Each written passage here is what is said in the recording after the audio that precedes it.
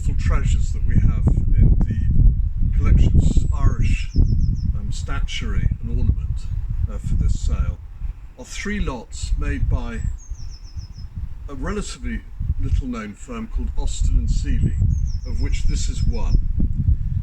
They're perhaps most famous for probably being the first manufacturers of what they called artificial stone, but what we would now call concrete. I guess the posh stone is composition stone. Concrete, or composition stones, been with us for probably a lot longer than most people realise. Those of us who have been to Rome and stood in the middle of the Pantheon and gazed in awe up at the rotunda above us probably don't know that that was one of the first uses of concrete in a building. The Romans were very, very clever, bearing in mind that it was made and built around about AD 120 by the Emperor Hadrian on a site of an earlier temple. And what they did is they used cement and then they mixed it on the lower stages of the rotunda with marble chips, which gave it strength and weight.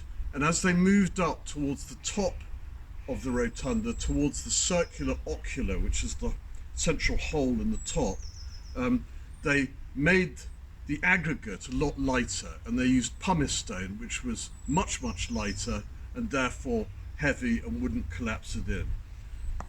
At 142 foot in diameter, even though it was built nearly 2,000 years ago, it still remains the largest unreinforced concrete span in the world.